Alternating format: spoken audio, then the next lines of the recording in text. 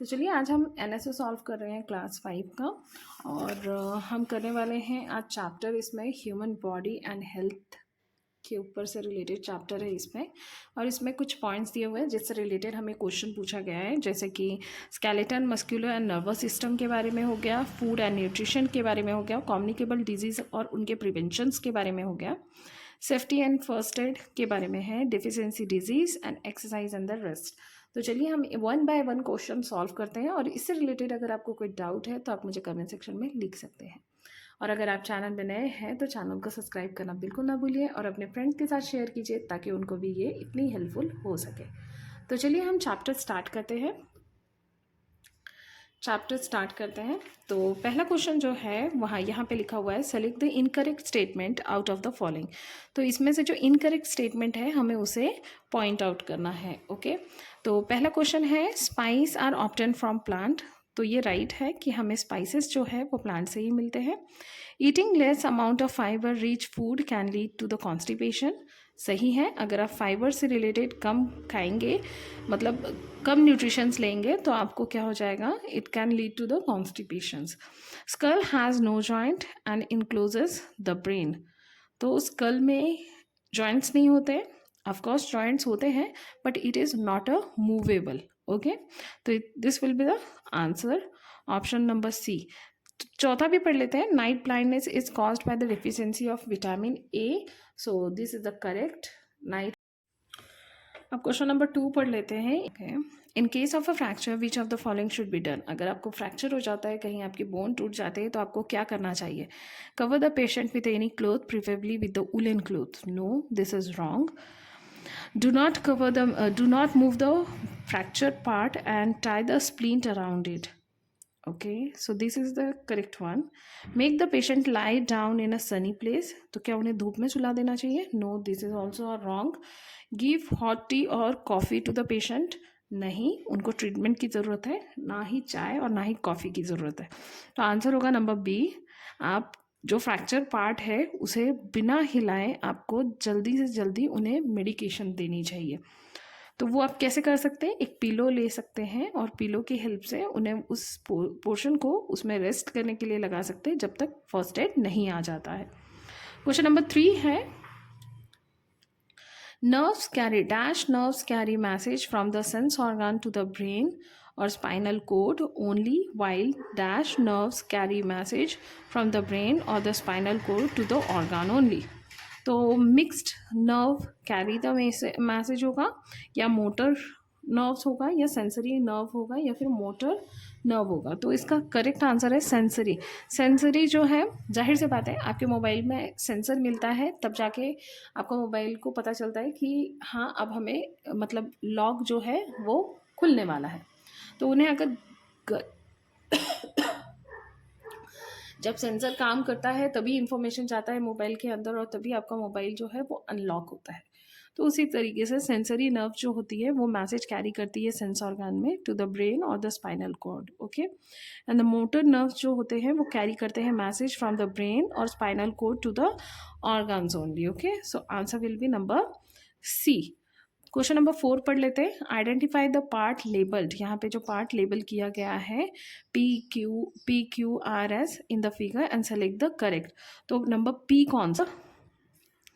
P जो है वो आपका स्कल है, नंबर क्यू जो है वो सेरिब्रम है, नंबर आर जो है वो सेरिब्लम है, नंबर एस जो है वो आपका मेड्यूला है। तो आंसर होगा number B, option number B. Okay, आप क्वेश्चन नंबर 5 देख लेते हैं, X majorly help in the formation of a teeth and bones. तो आपको यहाँ पे सेलेक्ट करना है option which gives a name of X on unscrambling. Okay, यहाँ पे आपको अनस्क्रैम्बल दिया हुआ है, तो इसका आंसर होगा नंबर बी, कैल्शियम। कैल्शियम जो होता है वो हमारे टीथ फॉर्मेशन के लिए और हमारे मतलब हड्डियों को मजबूत करने के लिए बहुत ही इंपॉर्टेंट होता है। चलिए क्वेश्चन नंबर 6 देख लेते हैं। तो Kavya was asked to write about some action which are involuntary in nature, she has written some voluntary action too. तो यहाँ पे देख लीजिए, वॉलेंट्री एंड इनवॉलेंट्री हम किसे कहते हैं? तो वॉलेंट्री एक्शन वो एक्शन होता है जो हम खुद से कर सकते हैं। जैसे कि मान लीजिए आप खाना चबा रहे हैं तो वो आपके थ्रू हो रहा है, राइट? आपका मन नहीं किया, आपने अगर नहीं, अगर च्यू नहीं किया तो वो खाना वैसे ही आपके माउथ में रह जाएगा, तो ये वॉलेंट्री एक्शन है। इनवॉलेंट्री एक्शन वो एक्शन होता है जो आपके अंडर में नहीं होता है, वो आपकी बॉडी फंक्शन करती है। तो chewing food, digestion of chewing food, sitting upright on the table, ये सब आपके वॉलेंट्री एक्शंस में आता है। समझ में आया? तो डाइजेशन हमारे वॉलेंट्री एक्शन में नहीं आता है, ये इनवॉलेंट्री एक्शन है। डायरेक्टली अगर आप कुछ खाओगे तो बॉडी का काम ही है डाइजेस्ट करना, तो वो अपने तरीके से डाइजेस्ट उसे करेगा। बीटिंग ऑफ अ हार्ट, तो beating of a heart is a involuntary action. आप चाहे तो आप अपने धड़कनों को रोक सकते हैं, ऐसा नहीं है, वो इनवॉलेंट्री एक्शन में आता है। Singing a song is a voluntary action, dancing is a voluntary action, and release of acid in the stomach is a involuntary action. तो इसका सही ऑप्शन होगा number B. Option B will be the correct answer. Okay, तो चलिए अब question number 7 solve करते हैं। तो in case of a LPG gas leakage in the house hold you should, आप क्या करोगे अगर गैस लीकेज होता है? तो आप सारे डोर एंड विंडो खोल दोगे, not switching on off any electrical switches, not light a match stick, all of this. तो ये सही है, ये सभी होगा, तो answer will be number D. Alia mother called her for dinner, Alia की मम्मी ने उसे डिनर के लिए बुलाया। She prepared her dinner plate as shown in the given feature, which essential nutrition is significantly absent in her plate। तो यहाँ पे देखिए, राइस है which is rich in carbohydrate, butter है which is rich in fat, fruit and salad है which is rich in vitamin and minerals, आलू की सब्जी है यहाँ पे which is rich in carbohydrate. Okay, तो यहाँ पे एब्सेंट है प्रोटीन, प्रोटीन इज एब्सेंट, तो option A will be the answer. Okay, Swati lives in a hostel and has 6 roommates. Out of them 4 fell ill, 4 बीमार पड़ गए। Which of them can pass of the infection to Swati, तो इसमें से कौन सा infection Swati को हो सकता है? एनीमिया, तो वो आयरन की कमी से होती है, तो ये नहीं हो सकता। साक्षी हु हैज़ अ स्कर्वी, तो ये भी नहीं होगा।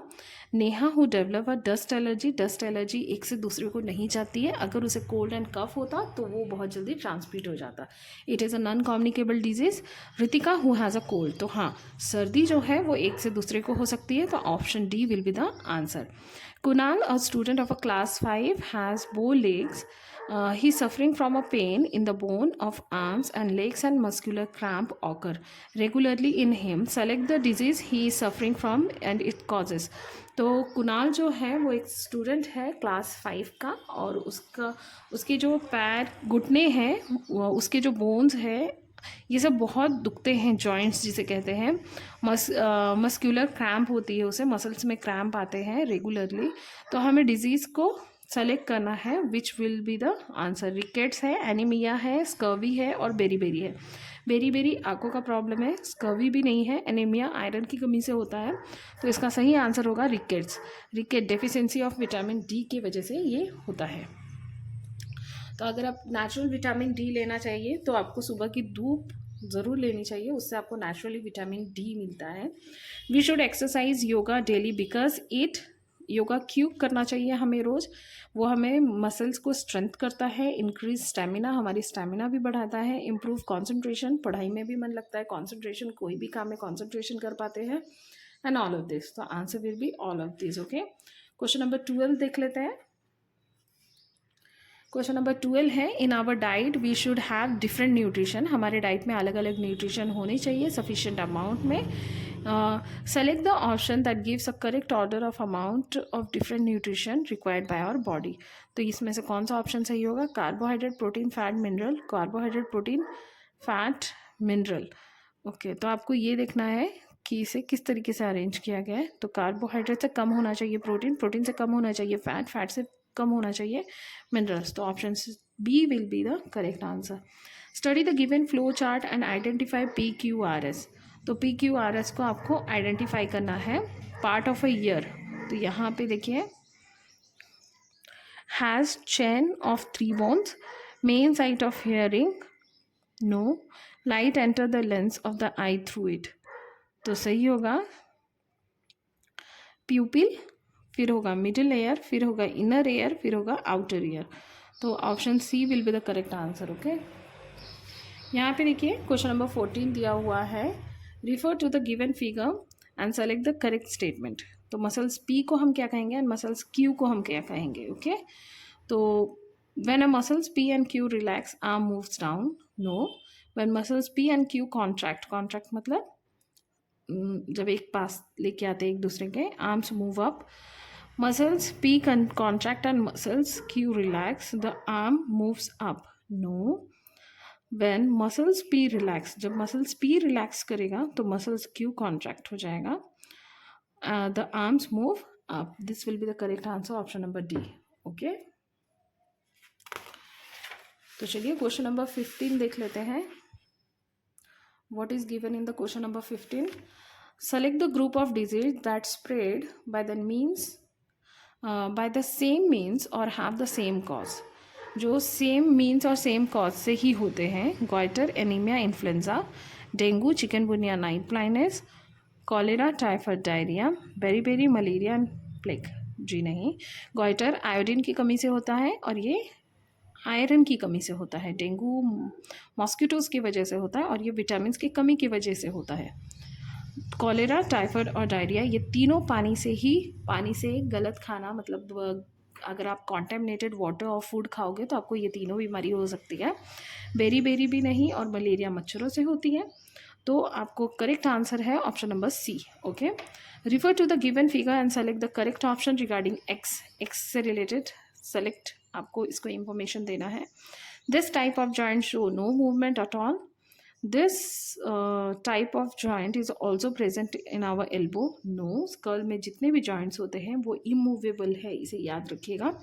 This type of joint is also found in between vertebrate में भी आपको इस तरीके के ये जो पार्ट होता है कॉलम वर्टिब्रेट का, तो क्या आपको वहाँ पे भी ये चीज़ मिलता है? तो नहीं, उसका सही आंसर होगा this part of joint shows no movement, इसमें कोई भी मूवमेंट नहीं होती है, ओके। इस चीज़ का याद रखिएगा। क्वेश्चन नंबर 17 है, read the statement given by the 4 student regarding eye के बारे में 4 अलग अलग स्टूडेंट ने अपने अपने स्टेटमेंट दिए हैं and select the correct option. इसमें से आपको सही ऑप्शन सेलेक्ट करना है। ग्रविता का कहना है Selra is the innermost layer of the eye that has light sensitive receptors. Cornea absorbs some damaging UV radiation of the sunlight. Saumya का कहना है pupil is an opening in the center of the iris. And Rishabh का कहना है iris is the colorless. No, iris is the colorless, ये गलत है। Part of the eye that control the amount of light entering the eye. तो इसका सही option होगा कौशिक। कौशिक का सही बोलना है, कौशिक इज करेक्ट। कौशिक का बोलना क्या था? Kaushik cornea absorb some damage UV radiation of the sunlight. तो Kaushik is correct while Rishabh is incorrect, okay. अब यहाँ पे देखिए क्वेश्चन नंबर 18 है। तो 18 देख के इतना डर मत जाइएगा, ये सबसे आसान क्वेश्चन होता है ऐसा। Match the given column and select the correct option from the code given below. तो यहाँ पे देखिए न्यूट्रिशंस दिए गए हैं आपको, vitamin A, B, C, D, iodine deficiency दी गई है यहाँ पे, ठीक है। And symptoms of a disease के बारे में बताया गया है, ठीक है। तो आपको क्या करना है, मैच द गिवन कॉलम, आपको दिए हुए कॉलम को मैच करना है। तो पी का होगा विटामिन ए से नाइट ब्लाइंडनेस होती है, ठीक है। एंड इसका सही सिम्टम्स होगा एफ।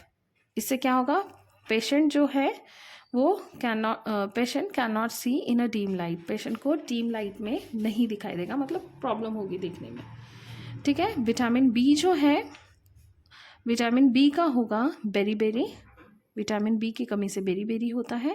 एंड उसके सिम्टम्स क्या होंगे, affects the nervous system, it affects the nervous system, okay. तो इस तरीके से आपको सॉल्व करना है। तो उसका करेक्ट ऑप्शन होगा, यहाँ पे मैं बता देती हूँ, number C will be the correct option, okay. Question number 19 देख लेते हैं। क्वेश्चन नंबर 19 है, the figure P and Q represent the movement of 2 types of joint. 2 type के जॉइंट बताए गए हैं हमारे बॉडी के बारे में। तो ऑप्शंस देख लेते हैं इसमें। सेलेक्ट द इनकरेक्ट स्टेटमेंट, तो इसमें जो आपको स्टेटमेंट्स दिए गए हैं इसमें से आपको इनकरेक्ट जो है उसे सेलेक्ट करना है।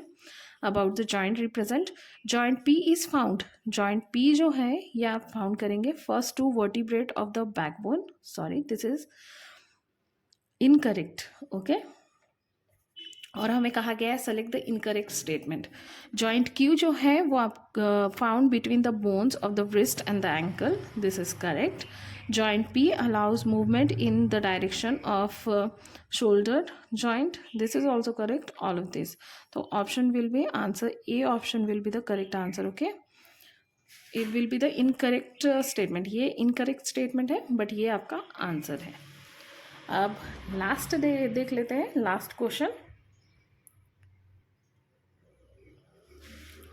लास्ट क्वेश्चन क्या है? Doctor Priya has 3 patient each with a different problem, सबके एक अलग अलग प्रॉब्लम है। तो ये XYZ दिखाया गया है आपको फिगर में। Raghav can not remember thing, Raghav को चीज़ें याद नहीं रह पाती है। नॉट इवन हिज नेम, उसकी भी नाम उसे याद नहीं रहती है। Nidhi moves in a jerky manner, Nidhi जो है वो बहुत जर्की मैनर में मूव करती है। Babita has a difficult in breathing, Babita को ब्रीथिंग से रिलेटेड एंड डाइजेशन से रिलेटेड प्रॉब्लम है। Now refer to the given diagram and match this patient to the part of the brain which may be malfunctioning. तो इनके कौन से part of the brain जो है वो मैल फंक्शनिंग कर रही है जिसकी वजह से इनको ये डिजीज़ है। ओके, तो इसका सही आंसर होगा राघव जो है, राघव उसे कोई चीज़ याद नहीं रहती है। तो इसका सही आंसर होगा ऑप्शन नंबर सी। ओके, तो चलिए हम देख लेते हैं किसके मैल फंक्शनिंग से किसे क्या प्रॉब्लम होती है। ये जो पार्ट है इसे हम सेरिब्रम कहते हैं। ओके, सेरिब्रम के मैल फंक्शनिंग के वजह से राघव को कुछ याद नहीं रहता है। नंबर वाई जो है वो है सेरिब्लियम, सेरिब्लियम जो होते हैं उसके मैल फंक्शनिंग की वजह से ये जर्की मूवमेंट करती है, जर्की मैनर में मूव करती है। बबीता को जो ब्रीथिंग प्रॉब्लम है तो वो मेड्यूला के वजह से है, तो मेड्यूला के मेल फंक्शनिंग की वजह से उसे ये प्रॉब्लम हो रही है। तो उसका ऑप्शन होगा ऑप्शन नंबर सी। तो अगर आपको ये अच्छी तरीके से समझ में आती है तो do share my channel with your friends ताकि उन्हें भी हेल्प हो सके उनकी पढ़ाई से रिलेटेड। और अगर आप मेरे चैनल में नए हैं तो चैनल को सब्सक्राइब ज़रूर कीजिए ताकि जब मैं इसके पार्ट 3 आपको मतलब अपलोड करूँगी तो उसकी नोटिफिकेशन आपको मिल जाए। और उससे अलावा आपको और कोई रिलेटेड चैप्टर्स में या सब्जेक्ट में प्रॉब्लम है तो आप मुझे कमेंट सेक्शन में लिख सकते हैं। ये ओलंपियाड के कोर्स कंप्लीट होते ही साथ मैं टेक्स्ट बुक से रिलेटेड भी आपको बहुत सारे जो सिलेबस है वो दूंगी। तो चलिए, पहले भी मैंने आपको कहा है इस तरीके का आंसर शीट होता है जो आपको दिया जाता है क्वेश्चन पेपर के साथ। तो ये आंसर शीट आपको वहाँ पे सबमिट करना होता है एग्जामिनेशन देने के बाद, और ये क्वेश्चन पेपर्स जो होते हैं वो आप ले जा सकते हैं। तो अगर मान लीजिए क्वेश्चन नंबर 20 का आंसर नंबर सी है, option number C will be the correct, तो आपको क्या करना है, क्वेश्चन नंबर 20 का जो ऑप्शन सी होता है उसे ऐसे डार्क करना होता है। तो ये मैं आपको बार बार याद दिलाती हूँ, समझाती हूँ ताकि आपको कोई प्रॉब्लम ना हो।